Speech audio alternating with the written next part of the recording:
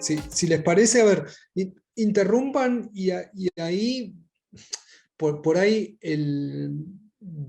va a quedar como una presentación, si quieren, más cronológica. Yo en cada momento de esa cronología voy a marcarles cuáles fueron los puntos de tensión, eh, para, para, para, para mostrarles esta idea de proceso, ¿no? A ver si podemos llegar a las conclusiones que llega la Corte también, explicando también, ¿no? Este proceso largo que fue el caso de la Asociación La Cajonata. Lo primero tiene que ver con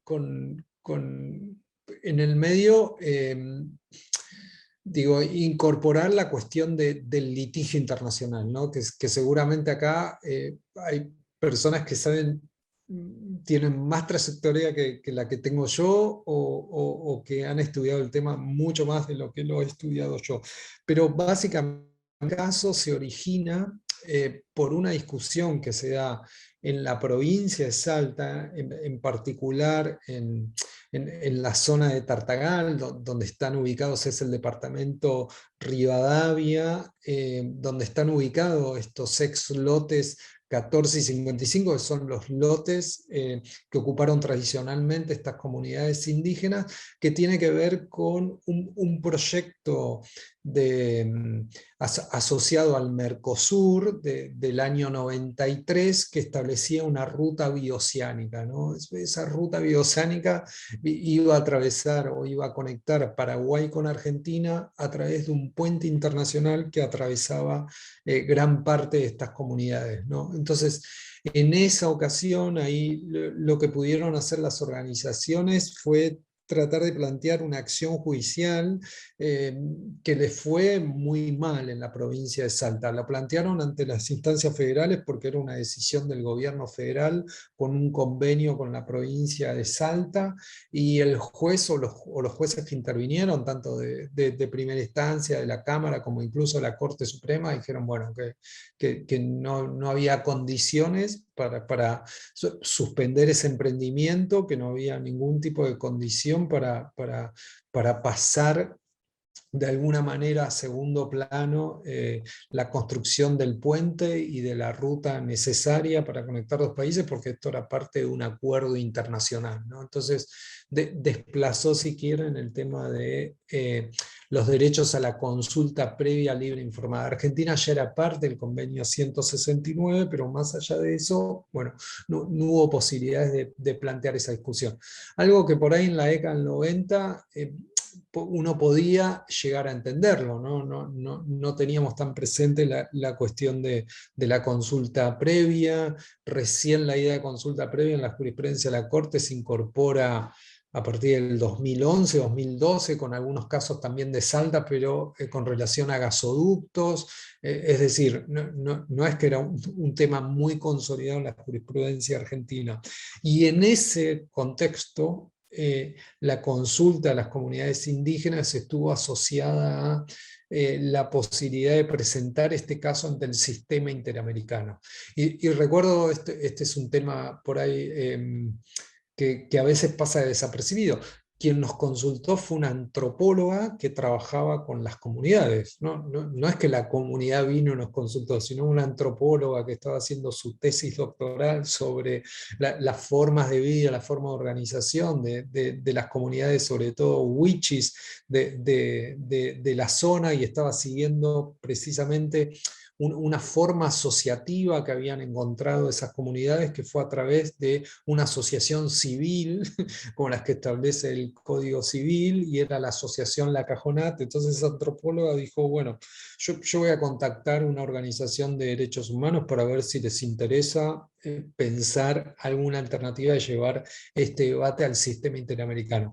Y ahí hay una anécdota muy interesante que siempre la contamos porque es sumamente interesante, donde el abogado que llevó este caso, que presentó la primera versión de esta denuncia, es Víctor Abramovich, que ahora es procurador fiscal ante la Corte Suprema, ¿no? Y lo que planteó lo que planteó Víctor fue la presentación de una denuncia al sistema interamericano asociada a la cuestión específica de la falta de consulta previa, ¿no? Como hacer un caso, traducir esto en un caso de violaciones de las garantías del artículo 8 de la Convención Americana, ¿no? Como un caso, si quieren, bastante sencillo. Ya había una experiencia en el ámbito del sistema interamericano, algunos precedentes en materia de habilitación de la instancia del sistema interamericano vía el artículo 8 de la Convención Americana por falta de consulta previa. Entonces, la denuncia fue bastante sencilla en términos de cómo se construye el caso internacional. Pero ahí las comunidades, eso no les interesaba. Como les anticipé, ya las comunidades del primer momento que vieron la posibilidad de saltar la instancia internacional, lo que les interesaba era la discusión por la tierra.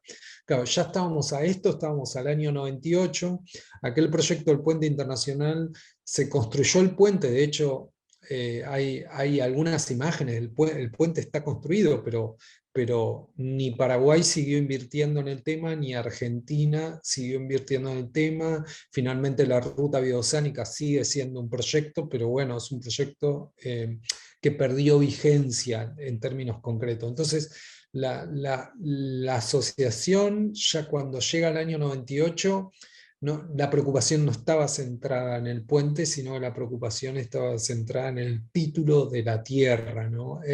Ellos pensaban, y con mucha razón, que tener el título de propiedad de la tierra les iba a permitir muchas mejores condiciones para una situación de reivindicación territorial frente, no sé, a la ocupación por parte de un tercero o a una obra que pensaba desarrollar el Estado, ¿no? Entonces, lo que plantearon ahí las comunidades era que la cuestión de la tierra era el centro del reclamo internacional. Claro, pero con relación a la cuestión de la tierra no habían existido el agotamiento de los recursos internos, ¿no? Entonces, la cuestión que se diseñó fue la siguiente: pensar en una denuncia que tenía agotamiento de recursos internos con relación al artículo 8, la falta de consulta previa, pero que tenía como contexto las demoras por parte del Estado argentino, en particular el gobierno de Salta, de reconocer el derecho a la propiedad comunitaria indígena, ¿no? Y acá la asociación había hecho un trabajo interesante ya en el año 1984, y estos son los elementos que rescata también la Corte Interamericana, que me parecen sumamente interesantes. Ya en el año 84 la asociación había logrado articular una presentación ante el gobierno de la provincia de Salta, en el cual de alguna manera, a partir de cierta prueba que lograron recolectar, le reclamaron al gobierno de la provincia de Salta el reconocimiento de un derecho a la propiedad que no podían caracterizar con mucha precisión, pero un derecho a la propiedad en carácter colectivo, pero sobre todo a partir de un título único. Y esta es una constante que se repite en este caso, ¿no? En este caso, o que se repite en los reclamos que había hecho la comunidad indígena, ¿no? Que la apuesta era por un título de propiedad que fuera único, que no pudiera tener divisiones entre las distintas comunidades indígenas, ¿no? Y para eso fue necesario entonces la creación de esta asociación civil bajo la fórmula del Código Civil, donde ahí estaban representadas todas las distintas comunidades indígenas que formaban parte de ese territorio, ¿no? Entonces, ahí ya hay una primera discusión, y en el año 91 el gobierno de Salta les reconoce esa posibilidad.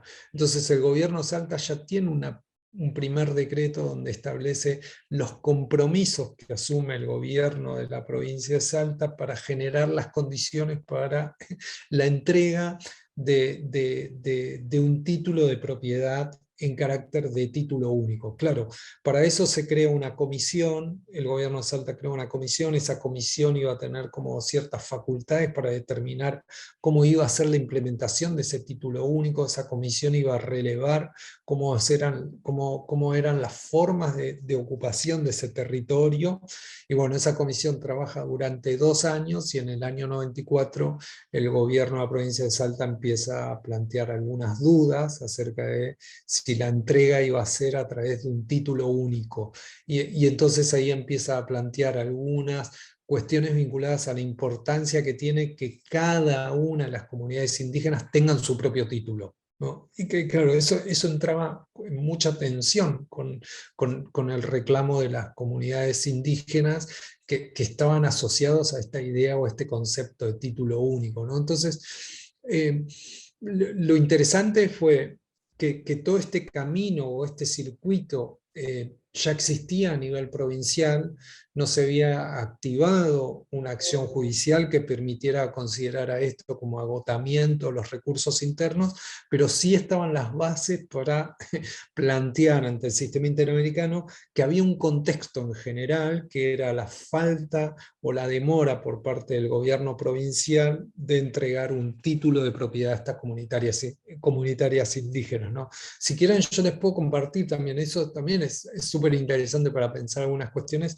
la denuncia original. Y ustedes van a ver que en la denuncia que presentamos a la Comisión Interamericana, lo que dice ahí es violación del artículo 21 como parte del contexto de presentación del caso.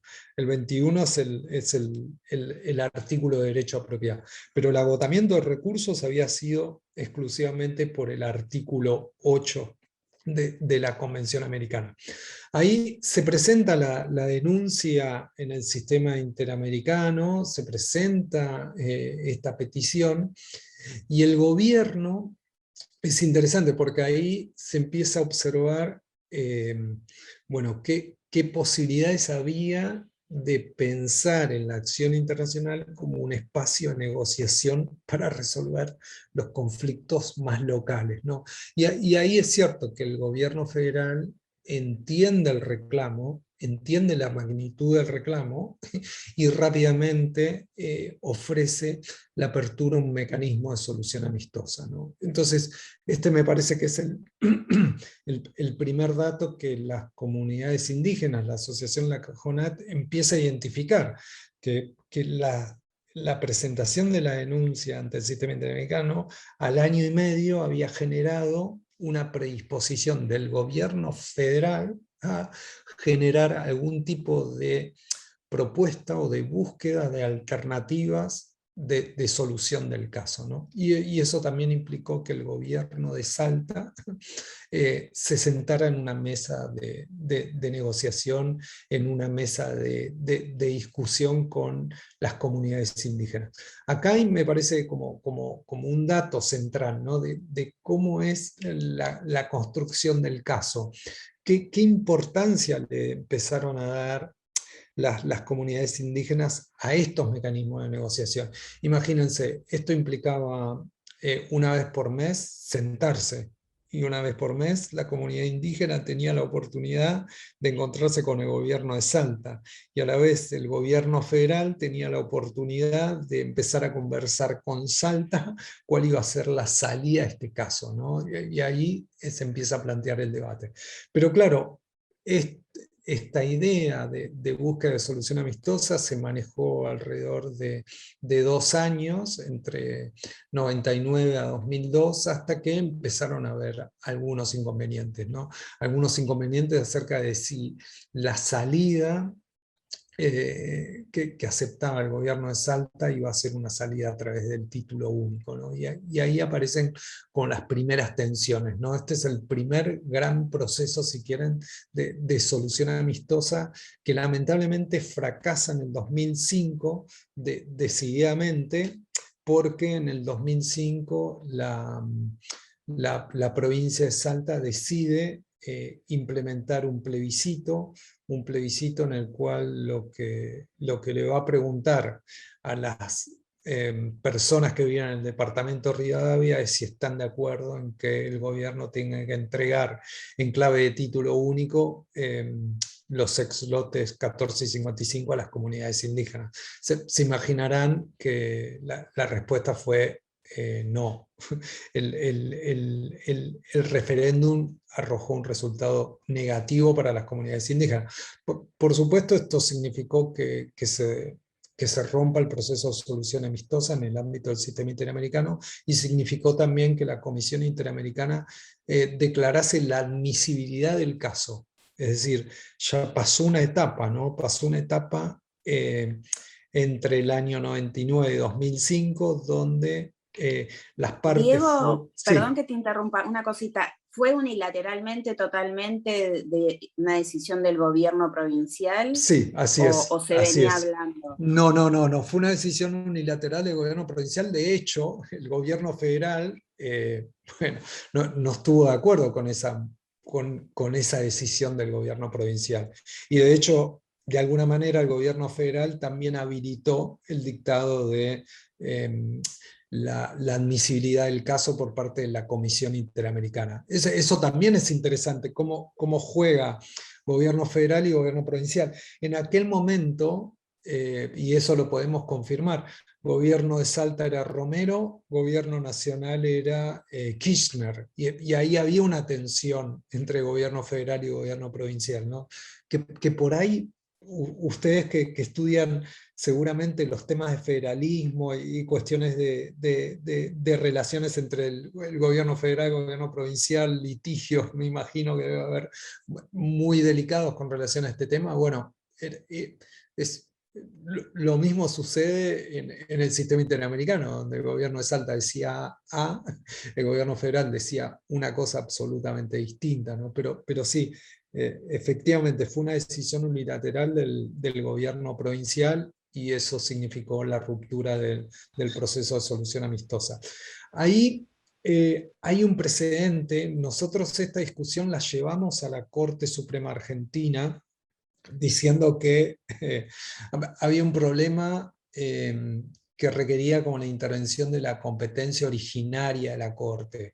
Y es de los primeros casos donde la Corte Suprema empieza a decir: un momento, porque haya comunidades indígenas no necesariamente tiene que haber jurisdicción federal, primer tema, y segundo tema, no necesariamente este sea un tema que le corresponda al sistema federal. Este es un tema absolutamente provincial. Entonces ahí el 75, inciso 17, tiene muy poco que ver, y es como de los primeros casos que organiza el sistema de litigios con relación a los temas de comunidades indígenas, ¿no? Que en principio pareciera ser que son temas provinciales, ¿no? Si uno quiere litigar temas de derechos indígenas, buscar la jurisdicción federal hoy sigue siendo muy difícil incluso, no necesariamente está muy habilitada, salvo que sea sobre terrenos federales, ¿no? Sobre tierras que son del Estado Nacional, digo, ahí hay toda una discusión, pero sí, efectivamente fue uno de los primeros casos donde la Corte empieza a organizar un poco el litigio en materia de comunidades indígenas, y empieza a señalar o a sugerir que los litigios van a ser provinciales, ¿no? Es interesante el caso, pues nosotros habíamos dicho que era competencia originaria porque estaba pendiente un litigio internacional, que no había otra posibilidad de resolver este tema a no ser que se involucrara el gobierno federal, y para que se involucre el gobierno federal hay que demandarlo también al gobierno federal, pero había que demandar una provincia. Bueno, la cuestión es que la Corte nos dijo que no. Pero lo interesante es que se declara la admisibilidad del caso, y la provincia acepta un nuevo proceso de negociación o de solución amistosa. Como que de alguna manera, está bien, cambia el gobierno en la provincia de Salta, sobre todo en el 2007, empieza la gestión ay, no me acuerdo quién era, pero bueno, ahí se me pierde un poco la secuencia de los gobernadores, pero bueno, también hay una modificación política en la provincia de Salta, entonces ahí hay un escenario, y el gobierno de Salta también cambia su estrategia y empieza a generar un proceso de negociación con las comunidades indígenas, y sobre todo con las comunidades criollas. Había un tema del cual no hablamos o solo anticipé un poco al principio, y tiene que ver con la presencia en esas 640.000 hectáreas que forman parte de los exlotes fiscales 1455 de muchísimas comunidades criollas. Muchísimas comunidades criollas también con problemas económicos. Estaban identificados, ¿no? Algunas personas que tenían como mucho ganado, que tenían muchísimas hectáreas, pero en general eran comunidades campesinas. No se llaman campesinos ellos porque tienen una tradición más criolla, ¿no? Hay diferencias entre campesinos, criollos, esto yo lo aprendí también en este trabajo, ¿no? En el marco de este caso. Pero básicamente lo que empieza a señalar el gobierno de Salta es que cualquier proceso de solución amistosa o de búsqueda de solución amistosa debía incluir también la participación de las comunidades criollas. Y eso me pareció que también fue un cambio significativo, y ahí las comunidades indígenas sabían, y esto me parece interesante, que cómo las comunidades indígenas cruzaban la perspectiva política también detrás del caso. Las comunidades indígenas sabían que tarde o temprano mecanismos de negociación con las familias criollas iban a necesitar. Entonces, en función de la apertura que hace el gobierno federal y el gobierno provincial de buscar nuevos mecanismos de solución amistosa, lo que hay es la búsqueda de un acuerdo con las comunidades criollas de tratar de distribuir el territorio. Aunque no lo crean, hay como un proceso que se inició también en el año 2000, donde ciertos técnicos, sobre todo agrónomos, a partir de algunos proyectos que consiguió la Iglesia Anglicana, que tiene una presencia muy fuerte ahí en el territorio, muchos técnicos pudieron como llevar adelante procesos de entrenamiento de referentes de comunidades indígenas. Y esos referentes de comunidades indígenas, con el marco de GPS, se empezaron a demarcar el territorio. Lo demarcaron ellos. Ellos hicieron como el primer proceso de demarcación del territorio a través de un sistema de mojones. Entonces, lo cierto es que cuando se llega en 2007 a la posibilidad de empezar una conversación con las familias criollas, lo que había era un mapa.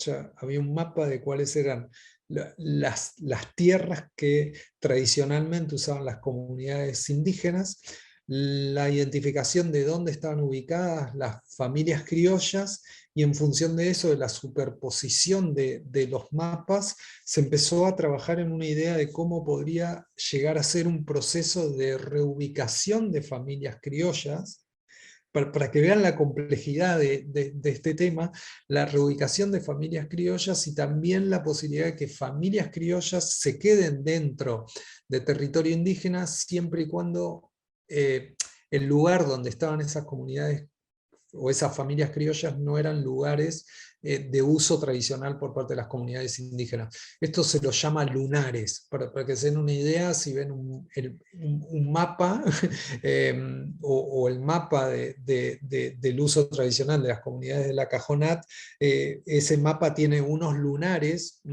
así como se los estoy diciendo, que son lunares donde las comunidades indígenas no requieren ningún tipo de interés, o no tienen ningún tipo de interés, porque no forman parte de los caminos de caza o recolección, no hay ahí una fuente de agua, o en ese lugar no hay cementerios o lugares sagrados, ¿no? Entonces, lo que hay es una búsqueda de procesos de distribución del territorio entre familias criollas y comunidades indígenas, que está promovido por esta idea del Estado, del gobierno de Salta y del gobierno federal, de avanzar en un acuerdo de solución amistosa. Entonces, ¿qué tenía el gobierno provincial para entregar? Los lotes fiscales. Eso era un acervo que tenía el gobierno provincial. La disputa en términos del territorio era con el gobierno provincial, efectivamente. El problema ahí es que que el gobierno provincial no quería entregar esos terrenos y después tener conflictos con las familias criollas. Y lo que propusieron familias criollas y comunidades indígenas es buscar una forma de que ese conflicto se pudiera ir resolviendo.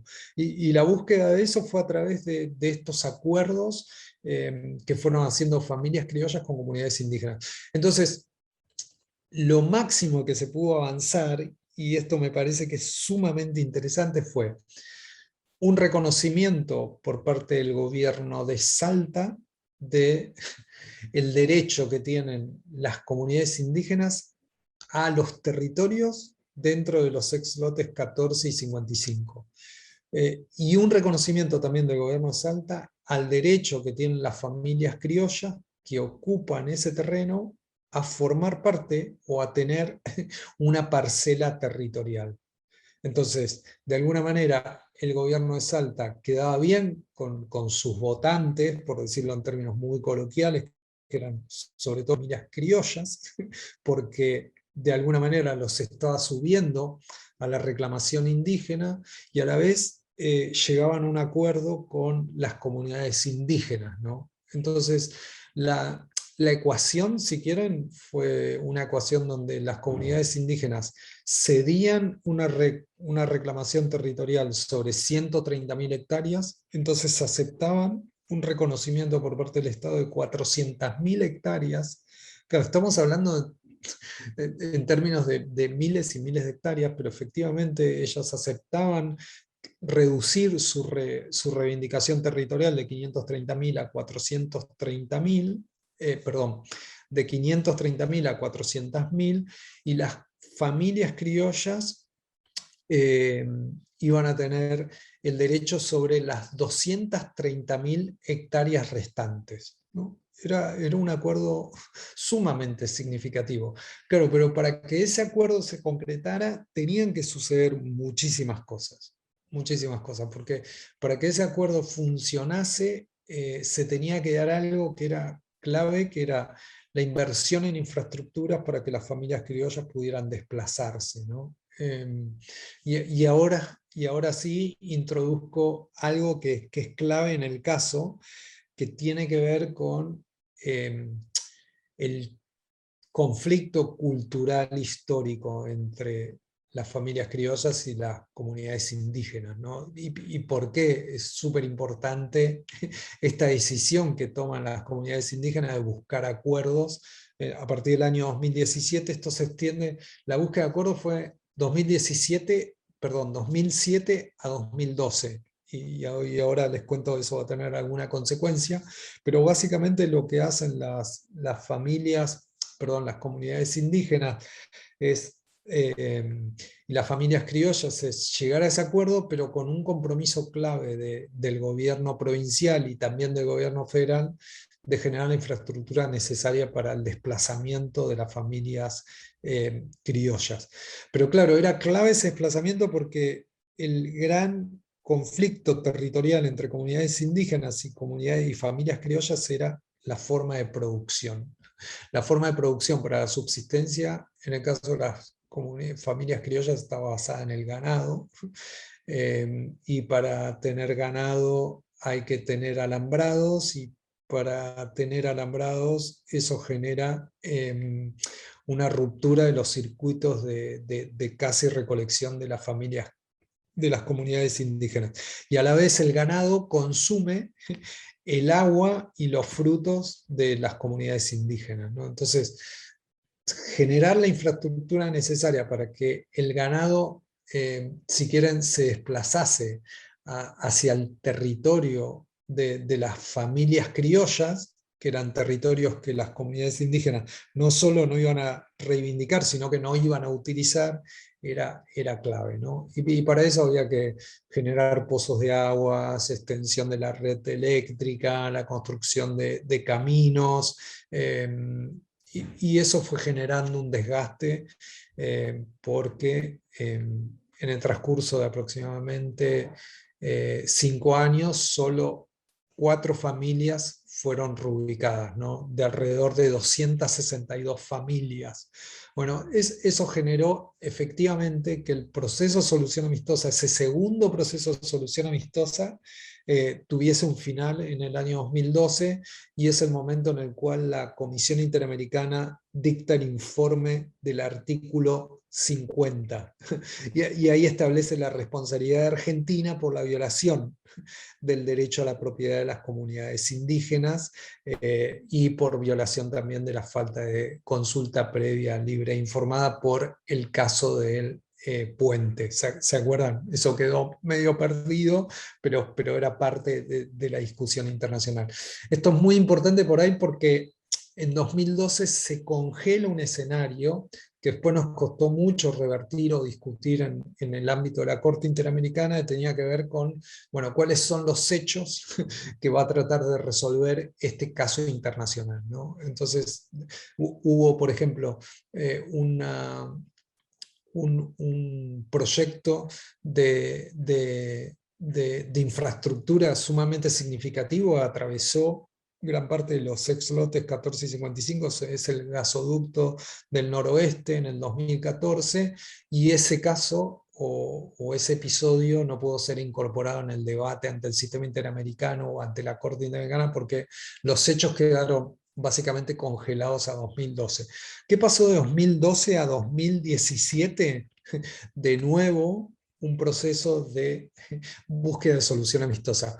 Por ahí, Violeta, vos que conocés Sistema Interamericano, u otras que conocen Sistema Interamericano, lo saben, pero la Comisión Interamericana tenía 3 meses para decidir si el caso lo presentaba a la Corte Interamericana o no. La Comisión Interamericana se tomó 5 años para elevar el caso a la Corte Interamericana. Y se tomó 5 años no por desidia, sino se tomó 5 años porque básicamente las comunidades indígenas no querían discutir a la Corte, sino que querían procesos de negociación que ofreció el Estado argentino y el gobierno provincial. No sé si van comprendiendo cómo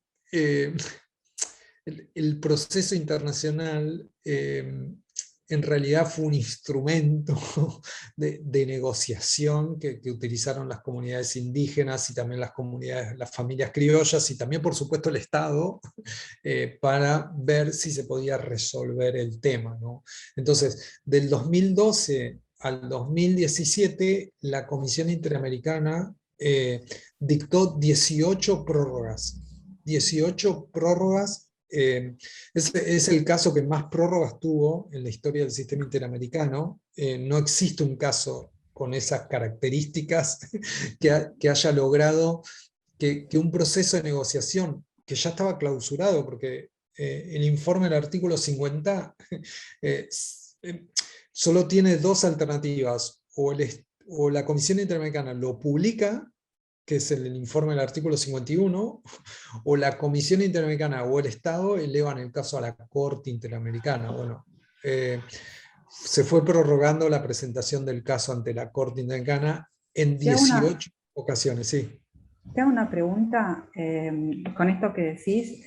En esta situación que describís, en los hechos, sería, a ver, yo la dibujaría, y vos corregime porque lo estoy haciendo para imaginarme, sería algo así como que las comunidades preferían resolver el asunto puertas adentro, ¿verdad? Y entonces lo que vos decís era como un, bueno, a ver, es como, esperemos un poquito a ver si resolvemos, pedimos prórroga, volvamos a charlar, esperemos un poquito a ver si resolvemos, y así fue pasando el tiempo hasta que dijeron, bueno, basta, se acabó.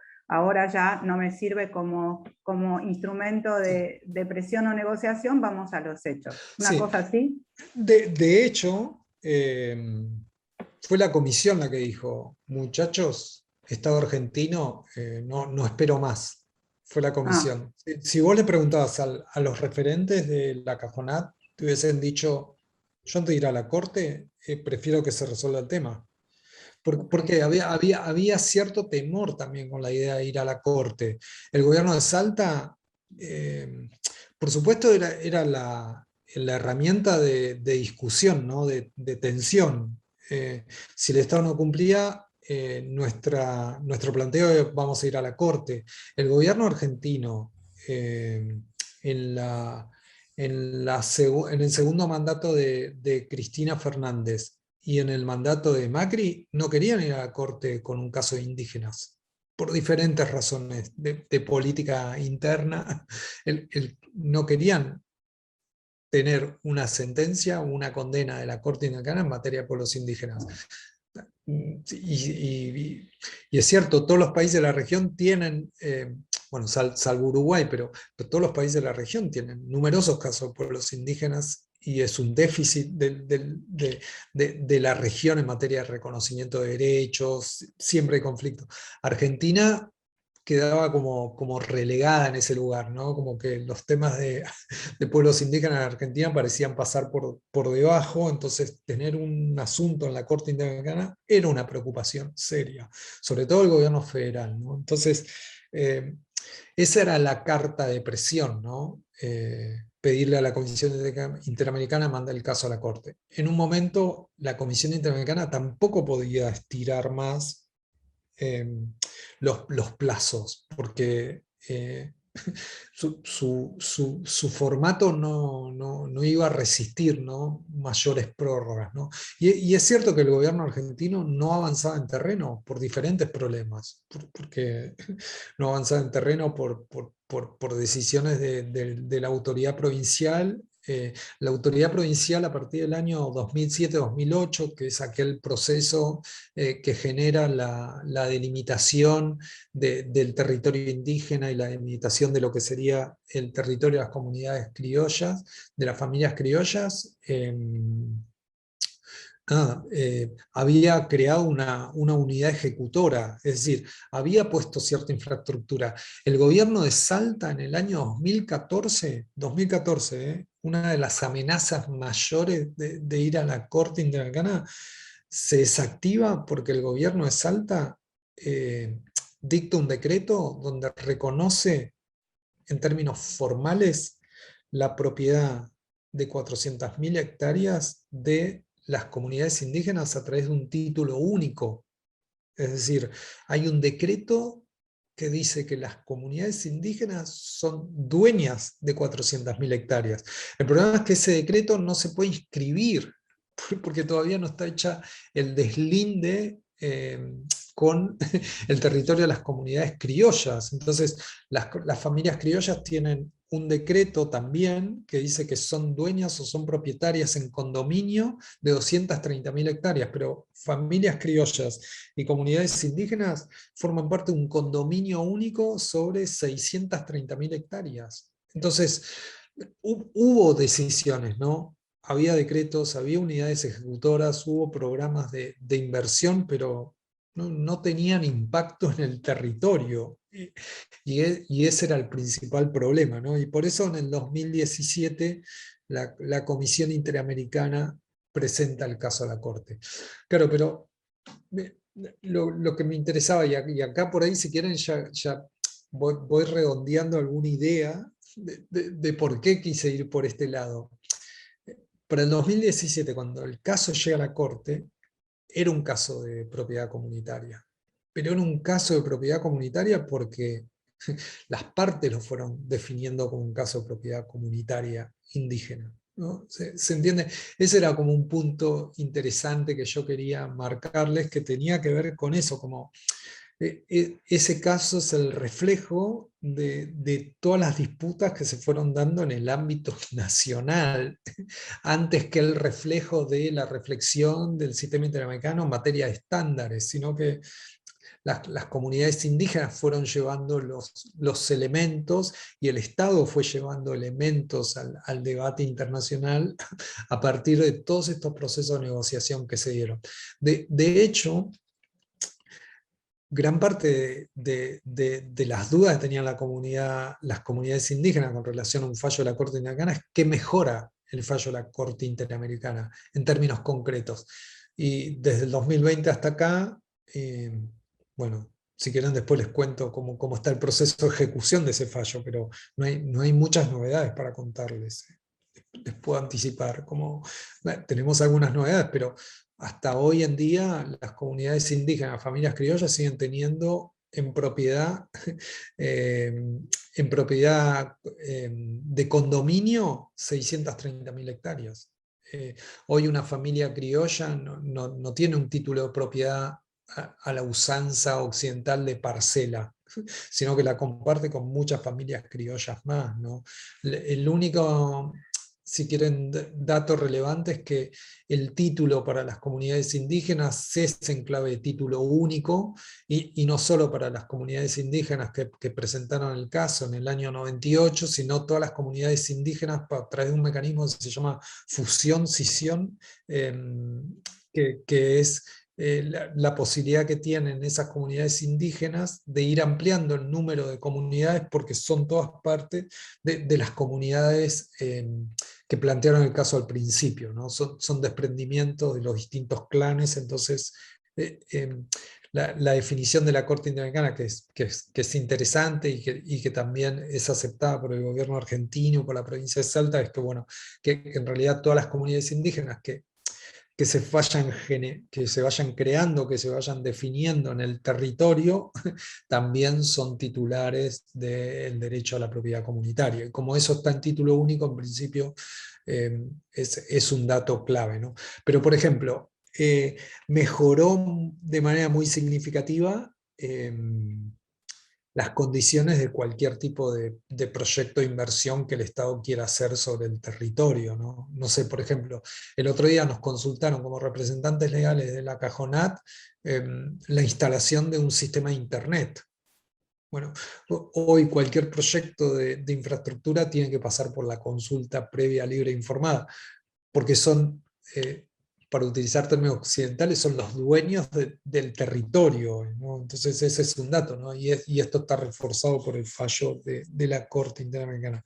Pero volviendo al caso, el otro tema que se dio y que convivió justo en la etapa de discusión del caso ante la Corte Interamericana es algo que les anticipé que tenía que ver con esto, que es la evolución de la jurisprudencia del sistema interamericano en materia de derechos económicos, sociales y culturales.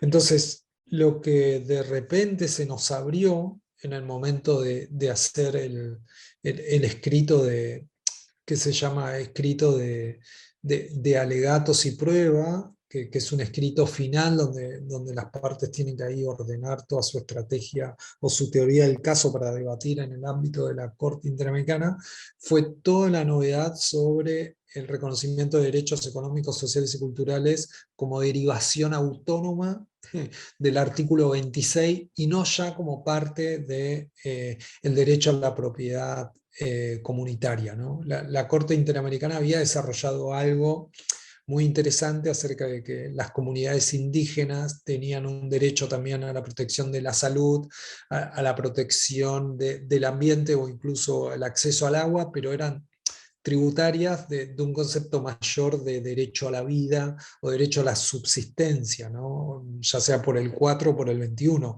Lo que se nos abría ahora era la posibilidad de alegar autónomamente la violación del derecho al ambiente o la violación del derecho al agua o la violación del derecho a la alimentación, ¿no? Esa fue toda una novedad que se nos abrió en el debate ante la Corte Interamericana. De hecho, eso no está reflejado en el informe de fondo de la Comisión Interamericana, que es del año 2012. Para que vean otra novedad que trae el caso, y es que justo coincidió con desarrollos del sistema interamericano que se habían dado entre 2017 y 2018, ¿no? A partir de Lagos del Campo, y después otro caso contra Guatemala, que es Cuscul, Pirabal, bueno, se me escapa el nombre, donde nosotros pudimos alegar también sobre derechos económicos, sociales y culturales. Pero bueno, yo dejaría ahí, espero no haber aburrido, es más reflexión, ¿no? Es un proceso de reflexión que también estamos realizando en clave más de organización social que trabaja con comunidades indígenas, ¿no? Como cómo respetar también esas estrategias políticas que se definen detrás de casos, ¿no? Por supuesto, siempre con cierto compromiso concreto de llevar adelante el litigio de la mejor manera, pero también ver que bueno, los márgenes de discusión política por parte de comunidades indígenas sigue siendo muy acotado. Sigue siendo muy acotado, y el litigio internacional le permitió a la Cajonat suplementar ese déficit eh, a partir de este litigio, ¿no? Y todos los logros en materia, sobre todo de territorio, fueron parte o fueron derivaciones de esas negociaciones que se hicieron, bueno, durante 20 años, ¿no? Ese es el tema, ¿no? Cómo leer esa sentencia también como parte de ese proceso. Por último, el dato interesante, si quieren, más en términos expansivos, y que puede ser relevante por ahí para pensar algunos litigios a nivel nacional, es que la Corte le exigió a Argentina la necesidad de tener una ley en materia de propiedad comunitaria indígena, ¿no? Y eso es algo que Argentina no tiene un debate, y la Corte en principio le da un plazo de 6 años para que tenga una legislación en materia de propiedad comunitaria indígena. Por ahí, quienes conocen derechos indígenas saben que lo único que hay en términos de instrumento de protección es la ley 26.160 con sus sucesivas prórrogas. Lo que hace es establecer una suspensión de desalojos y determinar una obligación en cabeza del gobierno federal de llevar adelante relevamientos territoriales, ¿no? Muy parecidos a los relevamientos que en el año 2000 a 2002 hizo la comunidad de la Cajonat, se tienen que hacer en todo el país. Pero eso se tiene que dar en acuerdos con provincias, en convenios específicos con provincias, es decir, ese relevamiento es como un producto después del proceso de negociación política con las autoridades provinciales. Pero ese relevamiento no quiere decir nada en términos de reconocimiento de propiedad comunitaria. Puede valer en un juicio, puede llegar a valer en un juicio, pero no es un reconocimiento de propiedad comunitaria, ¿no? Puede mejorar, si quieren, como algunos elementos, la seguridad jurídica, la tenencia de las comunidades indígenas, pero nada más. Por ejemplo, el otro día tuve que intervenir en un conflicto que se dio en Santiago del Estero. Era una comunidad indígena en el sur de Santiago del Estero, tenía carpeta, tenía relevamiento, tenía ese relevamiento publicado en el boletín oficial a partir de un acuerdo con Santiago del Estero, y una jueza de Santiago del Estero ordenó su desalojo, aún con la ley 26.160 vigente. Entonces, es un problema grueso, por supuesto, por ahí que la jueza no conozca la 26.160, pero también es un problema grueso que la carpeta en sí no sirva como instrumento que mejore las capacidades de seguridad en la tenencia de esas comunidades, ¿no? Un relevamiento que se hizo luego de un proceso de 2 años, que está relevado cuáles son las prácticas culturales, por qué la delimitación del territorio. Entonces, un documento que es sumamente rico en términos de derecho administrativo, pero que no sirve para oponérselo a terceros, de acuerdo a lo que decía esta jueza. Y sí es cierto, la ley de 26.160 con relación a terceros no dice nada, con relación a la seguridad en la tenencia no agrega nada, ¿no? Entonces este es un déficit que tiene Argentina y que la Corte Interamericana se lo está reclamando, ¿no? Volviendo por ahí a esa pregunta de más asociada a bienes comunes, más asociada a bienes de dominio público, más asociada, bueno, este es un problema, ¿eh? Este es un problema muy serio en términos de derecho de propiedad de la comunitaria indígena, ¿no? Que se tensiona con derecho a la propiedad. Bueno, hasta ahí llego, perdón. Gracias, Diego.